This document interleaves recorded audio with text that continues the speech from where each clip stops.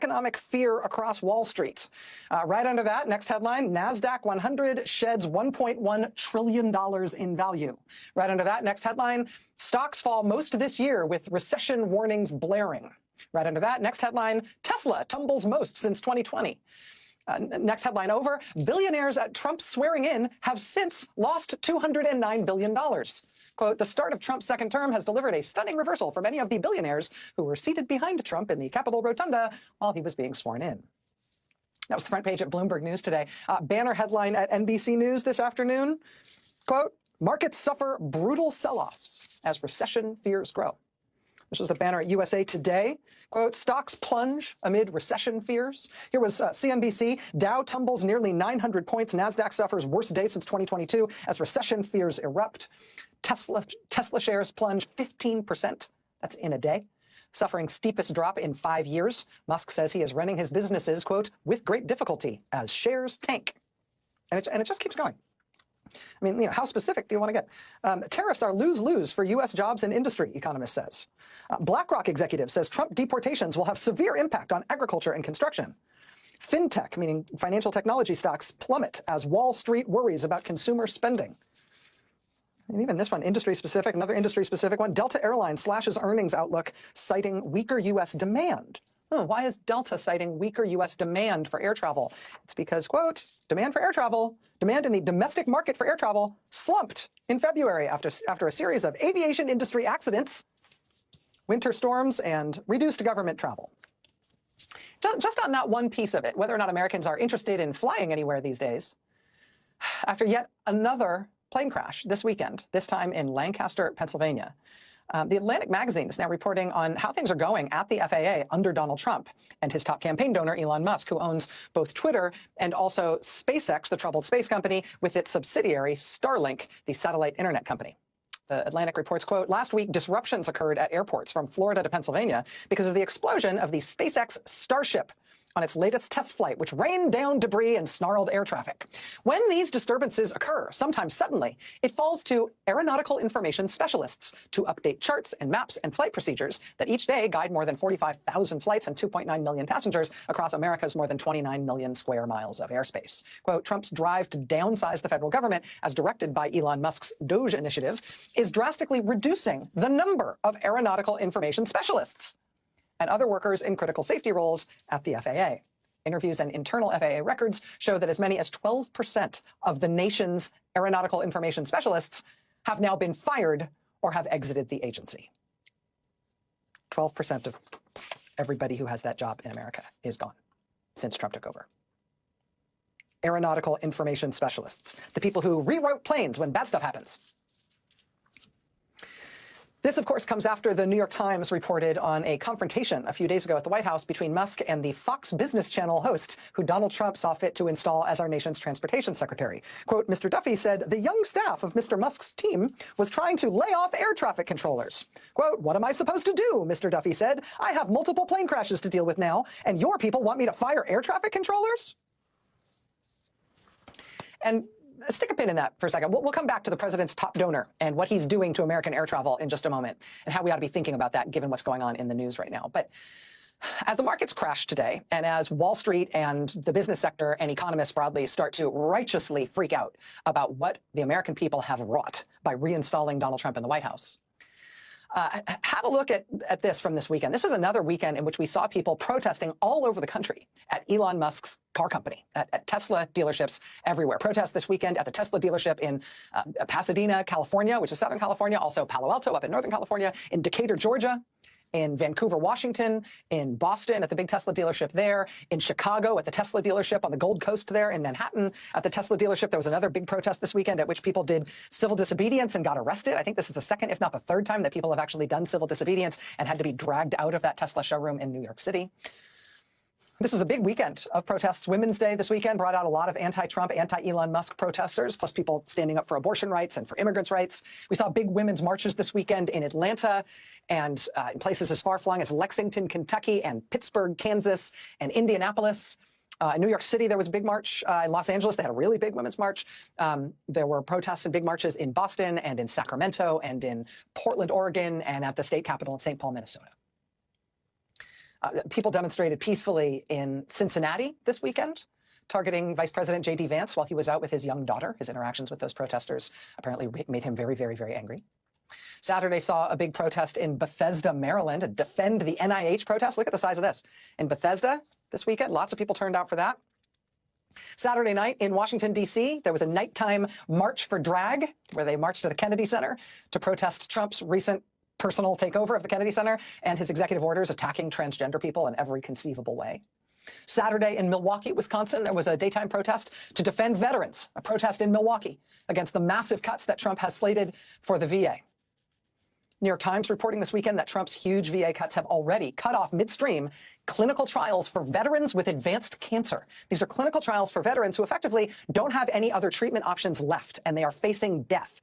And these clinical trials at the VA might be their best shot to live, but they are canceled now because of the cuts that Trump has already imposed on the VA. That is ahead of the 80,000 people he says he's going to fire at the VA by June. On Saturday in Washington, people unfurled this huge Ukraine flag for a Don't Abandon Ukraine protest that was on the ellipse outside the White House. In Texas, Massachusetts Senator Elizabeth Warren traveled to Austin, Texas this weekend, and Elizabeth Warren rallied, look at this, in Austin, Texas, turned out 3,500 people at the state capitol in Austin. Senator Bernie Sanders of Vermont continued his project of rallying people all across the country this weekend. He has been specifically focused on House districts that are currently represented by Republicans. Look at this crowd. Kenosha, Wisconsin on Friday night, 4,000 people turned out in Kenosha to see Bernie Sanders. The next morning, elsewhere in Wisconsin, he was in Altoona. In Altoona, Wisconsin, on Saturday morning, more than 2,500 people showed up to see Bernie Sanders. That's about a quarter of the town's entire population.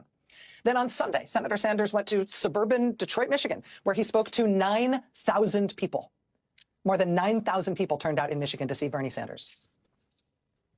Town halls with members of Congress continue to be packed, and also really interesting, in Washington state this weekend, Democratic Congresswoman Emily Randall held a packed town hall in Tacoma Friday night. She was then slated to hold another one Saturday morning in Bremerton, Washington. But so many people packed into that one that the venue filled up in minutes. She apparently made the decision on the spot that she would just stay and hold a whole second town hall after the morning one so that people could get in from the overflow to ask her questions. She just doubled up. And I'll say, I watched a lot of the footage from those town halls, and her constituents were asking her questions, but Congresswoman Randall's constituents were also there to holler at her to do more. Congresswoman Randall is one of the Democratic members of Congress who walked out of President Trump's speech to Congress last week, and she did get a huge round of applause from her constituents for that. But the tone of that town hall was really anguish from her constituents about what's happening in Washington, and honestly demands to her that she do more, that she somehow find a way to be even more confrontational against Trump. Again, in Texas, Congressman Joaquin Castro held a packed house, had a packed house at his San Antonio town hall as well. Local news interviewed some of his constituents who were in tears, talking about how concerned and angry they are about what Trump is doing to the government. And this is an interesting one. This is a Republican. In Western Michigan, Republican Congressman Bill Huizenga, I think that's how you say his name. It's Huizenga, Huizenga.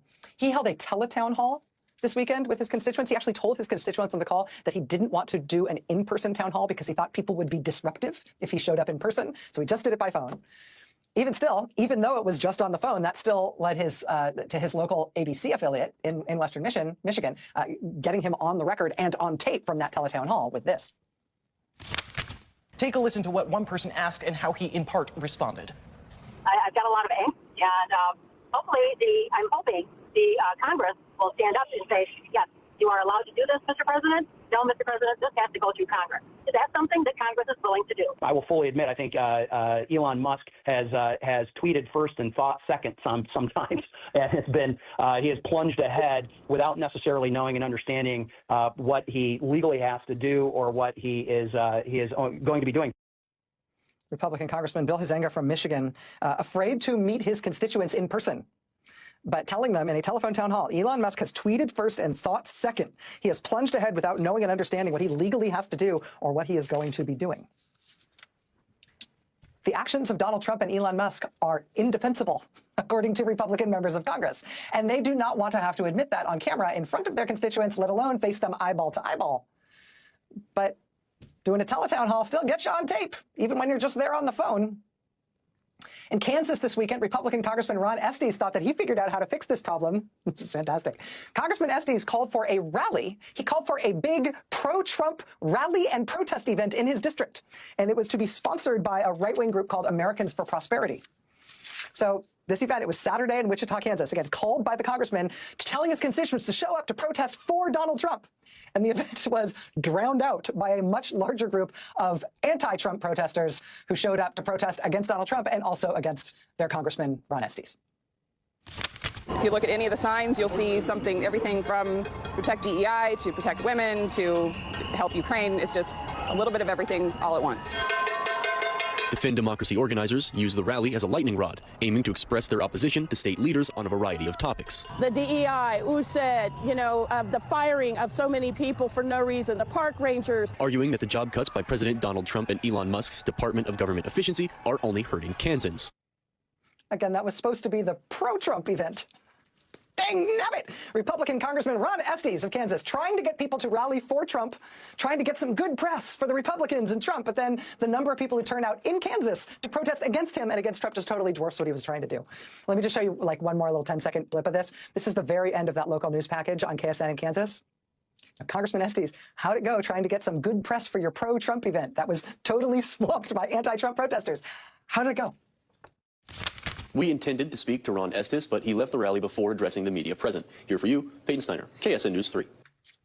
Republican Congressman Ron Estes of Kansas. Step 1, invite the media. Step 2, forget that your own constituents are horrified at Donald Trump and looking for any opportunity to protest him. Step 3, leave without talking to the media. Very important. Hope that they forget that you are the one who invited them to be there, to show off all the Trump love in your district. There were also good-sized protests today in New York City after the Trump administration sent immigration agents to address a legal permanent resident of the United States, a green card holder, who had also been involved in protests against Israel's war in Gaza at Columbia University. Tonight, a federal judge in New York has blocked the Trump administration from deporting that young man and forcing him out of the country, despite the fact that he is a legal permanent resident and has a green card. That federal judge has called a hearing on the matter on Wednesday, says he wants everybody involved in that case to be there in person for that hearing, and that young man cannot be sent out of the country. In this case, the administration has made clear that's not only something they want to do, it's something they want to do specifically and only because of this man's political views. There's no criminal allegations against him. There's no, material support of terrorism allegations against him or anything. There's nothing. They just don't like his politics, and they see that as reason to revoke his legal status in this country and try to force him out. Secretary of State Marco Rubio, in addition to defending and advancing that, also joined with Elon Musk this weekend in a bizarre attack on our ally Poland. I mean, just for context here, many observers believe that after Trump gives Putin free rein to do what he wants in his war in Ukraine, Putin will keep going and push into Georgia in the south, which he already invaded in 2008. In the southwest, he's already got a big footprint in Moldova. He appears to be aggressively meddling in the government and elections of Romania already. And of course, due west of Ukraine, sharing a long land border with Ukraine, is our very close ally, Poland. This weekend, President Trump's top campaign donor, Elon Musk, tweeted insults at the foreign minister in Poland and bragged about how Ukraine would collapse without what he called my Starlink system. My Starlink system. That's his satellite internet terminals that are widely used in Ukraine and that Poland mostly pays for. Secretary of State Marco Rubio then jumped in on that and demanded that the Polish foreign minister should say thank you to Elon Musk. And there's a lot to say about this radical 180-degree shift the United States is currently making, switching sides in the world and in the war to join Russia and turn against our allies. I mean, Poland has just announced that it's now going to require every adult male in the country to undergo military training, and they are going to more than double the size of their army. And that is not because they are trying to make anybody feel impressed about their defense spending. It's because they're expecting to soon be at war with Russia because they're expecting Russia to invade them. France has announced that now that the United States no longer appears to be allied with Europe, and it has been our nuclear umbrella that has been seen as the primary nuclear defense of Europe. President Emmanuel Macron of France is now saying that since the United States no longer appears to be allied with Europe, it may have to be France that posts its nuclear weapons as protection all over Europe now. They're talking about wildly expanding the nuclear deterrent afforded by France in Europe. Both Poland and Germany are also now talking about getting their own nuclear weapons. Oh, good. Trump has meanwhile just cut our support for nuclear nonproliferation detectives all over the globe. These are the people who hunt for those who are trying to illicitly acquire nuclear weapons or materials. They work all over the world, including Iran. Trump has just cut our funding for those activities. Wired magazine reports that Trump and Pete Hegseth at the Pentagon are about to cut 75% of the Defense Department programs that aim to stop proliferation of nuclear weapons, as well as chemical and biological weapons. NBC News reports tonight that Trump additionally is just going to fire 8 to 10% of all the generals and admirals at the senior levels of the United States military, because sure, why not? That one he's going to put a bow on when he delivers it to Red Square, I think, right? That one's extra special. But amid all the things going on with our flipping sides and us now berating and hurting our previous allies, while we take very, very ambitious steps to destroy not only our alliances, but our own military power, our intelligence relationships, and our own economy, while we're doing that, right? Gutting the U.S. federal government, hurting the military, hurting our intelligence relationships, ruining our alliances, and trashing the economy. While we're busy with all of those things, there's just one other thing that kind of, I think, brings all sides of the news today together. Remember at the top I said stick a pin in that? I mentioned that there's this new reporting on the impact of what Trump and Musk are doing at the FAA, Federal Aviation Administration. Amid all these plane crashes and the crisis they are causing by firing all the people who keep the planes in the sky. At the Atlantic magazine, Isaac Stanley Becker reports on a SpaceX employee who has now been installed at the FAA, quote, to deploy equipment from Starlink across the FAA's communication network. Starlink, of course, Elon Musk's satellite internet terminals company. The directive, quote, promises to make the nation's air traffic control system dependent on Elon Musk, using equipment that experts say has not gone through strict U.S. government security and risk management review. So just put those two things together. Well, we've got, this weekend, Elon Musk threatening our ally Poland, which is more than doubling its army, talking about nuclear weapons, and preparing to be invaded by Russia. We've got Elon Musk threatening them, saying, you know, my Starlink system, my system, is what is determining the course of the war right now. So be quiet, small man. He actually said that. Be quiet, small man. It's my technology, my Starlink system that is deciding the war. I'm the one. And while we've got Musk behaving that way against one of our allies when it comes to Starlink, we apparently are simultaneously giving over all U.S. airspace to Starlink as well by letting him take over U.S. air traffic control technology at the FAA, installing his own company in place of the companies that have been cleared by the FAA to provide that technology. Not to put too fine a point on it, but as noted today at The Atlantic, quote, Starlink presents many risks, said one expert. Quote, part of the risk is that Musk could simply choose to switch the devices off. If Starlink runs American airspace, because that's what Donald Trump is letting his top campaign donor do, that gives Elon Musk the ability to shut down American airspace at will. Because after all, Starlink is my Starlink system, according to him, and he can do with it what he wants. Now Donald Trump says that's what's going to run air traffic control in the United States. Seem like a good idea? U.S. Senator Mark Kelly is with us tonight. Over the weekend, Arizona U.S. Senator Mark Kelly went to Ukraine, where he met with Ukrainian officials and soldiers and ordinary people living with the fallout from Russia's 3-year invasion of that country. After he got home, Senator Kelly posted about his trip on Elon Musk's social media platform, Twitter. He said in part, quote, just left Ukraine. What I saw proved to me that we can't give up on the Ukrainian people. Everyone wants this war to end, but any agreement has to protect Ukraine's security and can't be a giveaway to Putin. Putin is a war criminal who targets hospitals routinely. I visited one in Kyiv. Injured soldiers told me how they wanted to get back to the fight. Nurses there shared their stories of the invasion with me through tears. He said, I met with Ukrainian pilots flying challenging combat missions against the Russians who are protected by a considerable electronic warfare and surface-to-air missile system defense. When Trump cut off these Ukrainian pilots from U.S. intelligence that they needed to plan their missions, he blinded them to the threat and he put them and their aircraft at risk. But worse than that, it helps the Russians advance further into Ukrainian territory to murder more Ukrainians. President Trump says the Russians are, quote, hitting them hard in a tone of voice that implies approval. It is sickening to see from an American president. Quote, hitting them hard means more dead Ukrainian kids. Senator Kelly says, quote, I visited the Wall of Remembrance to pay tribute to Ukraine's dead soldiers. I'm bringing back what I saw and learned from Ukrainian leaders, service members, and the Ukrainian people to show the direct impact our support is having on the ground. He says the world will become a very cold and lonely place if we continue this ridiculous, screw you, go it alone foreign policy. It is dumb, and it will not age well, and it puts you and your kids and your grandkids at risk. After Senator Kelly posted that online, he got a response from President Donald Trump's top campaign donor. Elon Musk said in response to the combat veteran, Navy commander, and U.S. astronaut, quote, you are a traitor. Senator Kelly then responded by saying, traitor? Elon, if you don't understand that defending freedom is a basic tenet of what makes America great and keeps us safe, maybe you should leave it to those of us who do. Joining us now is Arizona U.S. Senator Mark Kelly. Senator, I really appreciate you joining us this evening. I know you've had a lot of travel time recently. Do you care lefty or radio? It doesn't matter. Do I got you? It was, yeah, I can hear you. Okay, I can hear you now, too. Go ahead, sir. I can hear you now. All right. Yeah, sorry about that. Thank you for having me on the show. It's a long trip to get there. It's exhausting. It's really important to do it, especially now. I mean, I can't believe what's going on. It seems like our country, well, at least the Oval Office, has switched sides in this conflict.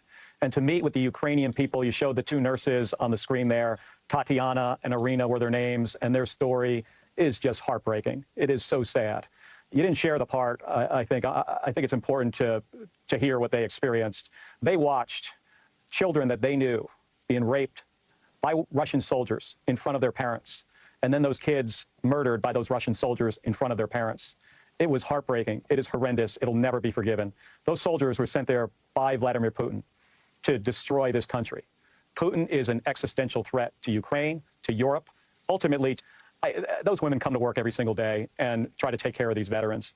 It was one of the saddest things I've seen since I've been in this job.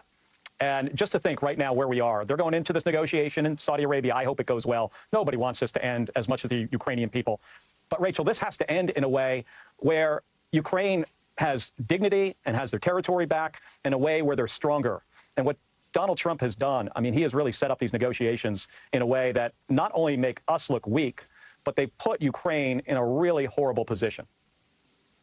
In terms of these negotiations, such as they are, that are happening, in terms of the posture of the U.S. towards this conflict, it appears to me from the outside, just as a citizen looking at this, that nothing has been asked of Russia, and that, to the contrary, everything that Russia might conceivably have asked of the United States, short of U.S. troops bombing Ukraine itself, has been offered to Russia without concession by this president. I don't know why Marco Rubio personally feels like the right vessel for that, given his previous clear-eyed warnings about and criticism about Vladimir Putin.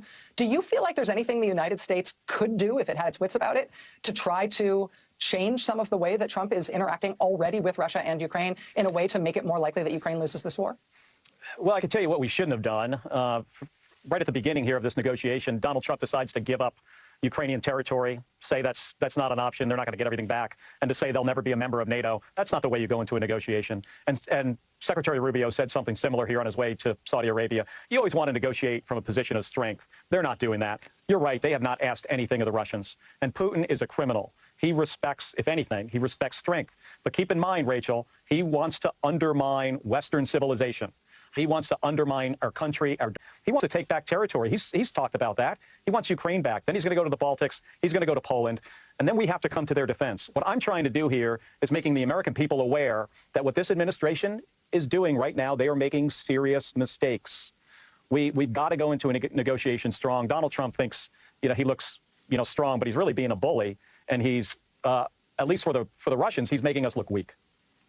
Senator, I have to ask you, and I apologize in advance for doing this, but I have to ask you if you have any response tonight to what the president's top campaign donor, Mr. Musk, said about you, bluntly calling you a traitor in response to you writing about your trip to Ukraine. Well, Rachel, when I was 22 years old, before getting sworn into the Navy, or as I was getting sworn in to the United States Navy, I swore an oath to our Constitution, to protect and defend the Constitution. I have lived that oath my entire life. I flew in combat in the first Gulf War. I served in the United States Navy for 25 years. I spent 15 years at NASA risking my life flying the space shuttle. And the only oath I can think of that maybe Elon has sworn is an oath to his own checking account, to his pocketbook, an oath maybe to ruining the lives of veterans. I had veterans in my office last week who, after really good performance reports, found out that Elon Musk fired them for poor performance. He has ruined these people's lives. They were serving our country again in very valuable roles, and they did not deserve to get fired by an email from an unelected billionaire. So I think Elon needs to, go back to making rockets. That's what he should focus on. He shouldn't be focused on this slash and burn of the federal government. And by the way, Rachel, he's doing it for one reason. He's doing this so they create a little space so the big giant tax cuts that they're going to give for millionaires and billionaires do not look as bad, does not add as much to the debt and deficit. And the way he's going to do it is he's firing people, and then on top of that, he's going to cut health care for kids that a third of kids get their health care, or a third of people that get their health care from Medicaid are children, and he's going to cut health care for seniors, all to give this big tax cut. So I would prefer if Elon went back to his old job, at SpaceX and Tesla. It seems like certainly Starlink could, or SpaceX could use some executive help at this point. Maybe some more time might be available. Senator Mark Kelly, I really appreciate you taking time tonight. Thank you for talking to us tonight, sir. Thank you, Rachel. All right, more news ahead here tonight. Stay with us. Terms and Conditions of a King follows King, a young Arab-American man whose journey of self-discovery leads him through heartbreak, longing, and growth.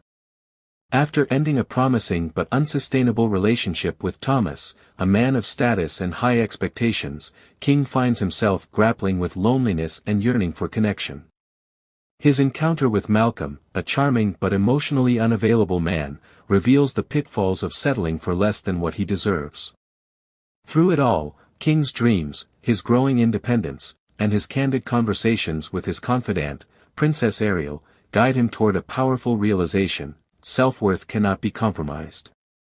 Set against the backdrop of everyday struggles, budding careers, and the complexities of modern love, Terms and Conditions of a King is a story of resilience, introspection, and the courage to let go of what doesn't serve you.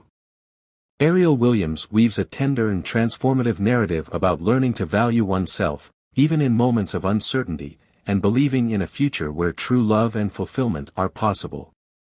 For more, click tree link in profile. The Terms and Conditions of a King, A New Beginning. Ariel, with her young daughter Jasmine, walked into the optical lens store one day to find King being verbally attacked by his coworkers.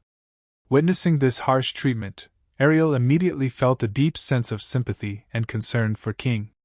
She stepped in, offering support, which forged a strong bond of friendship between them. Over time, as their friendship blossomed, they began to share their personal lives and struggles. Eventually, they both discovered something astonishing: they had been connected for much longer than either realized. They had been meeting in a shared dreamscape, where they had formed a deep, unspoken connection. Ariel had been there to comfort King in a difficult time, offering him advice, unaware that their paths would eventually cross in the waking world. This revelation deepened their bond, and they began to explore not only their growing friendship but also the strange, mystical connection they shared through their dreams. Get your digital copy today at lulubooks.com and experience the adventure in EPUB or PDF format. Make sure you have a compatible reader to dive into this unforgettable journey. Don't miss out, unlock the secrets, and let the story begin. Sable's Song, A Siren's Journey to Joy. Once upon a time, in a small, worn-out town in Middle America, there lived a little child named Sable. Worn into poverty, Sable's body was frail, so thin that you could see her bones, but her heart was filled with an exuberance that not even hunger could dull. Sable was awkward, with dark, deep-set eyes that sparkled with innocence and wonder. Despite being born a boy, Sable always knew she was different. Inside her lived a girl, bright and effervescent, waiting to bloom. For more, click tree link in profile. Duck Walk by Ariel Williams. Henrietta Wilkins rushes to church one Sunday morning, accidentally leaving her gate open. Her duck, Duckwaisha, seizes the chance to take her 5 ducklings to the local pond. Along the way, the ducklings fall into a manhole, causing a town-wide rescue effort. After a frantic search, Duckwaisha finds her ducklings safely swimming in the pond, and the heartwarming story makes local news. Meanwhile, Henrietta realizes her mistake and panics, but the firemen reunite her with Duckwaisha and her ducklings, bringing a happy ending to their adventure. Get your digital copy today at lulubooks.com and experience the adventure in EPUB or PDF format. Make sure you have a compatible reader to dive into this unforgettable journey. Don't miss out, unlock the secrets, and let the story begin. Mahogany's Dream by Ariel Williams follows the journey of Mahogany, an African-American trans woman who rises to fame as an internationally beloved supermodel. From her loving family's early support to her glamorous career, Mahogany faces the complexities of identity, ambition, and resilience. As her career blossoms, she encounters jealous rivals, cultural obstacles, and the persistent shadows of restrictive laws under Project 2025, when she meets the man who secretly supported her career, and their friendship blossoms into love. They dream of marriage, only to find that her trans identity stands as a legal barrier. With love and the courage to be true to herself, Mahogany's story is one of inspiration, as she prepares to confront both her public and personal worlds on her terms.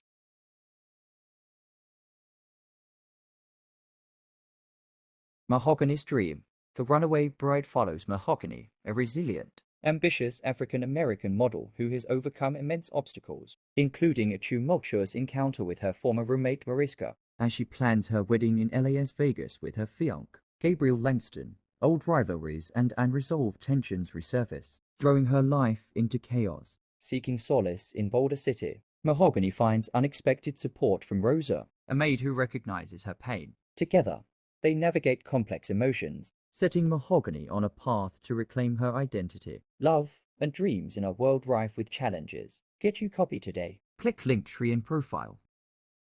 Mahogany's legacy takes readers on a heartfelt journey through resilience, love, and authenticity. Now 10 years into her marriage with Gabriel Langston, Mahogany reflects on the incredible journey that led her to this moment, a life filled with love, success, and purpose, as she balances her thriving candy empire and the joys of raising their 10-year-old daughter Melissa. Mahogany prepares for a monumental celebration, her wedding anniversary and the launch of her newest candy line, Sweet Ever After. Surrounded by loved ones, including her fiercely ambitious daughter and loyal friends, Mahogany takes center stage to share the wisdom she's gained. For more, click link in profile.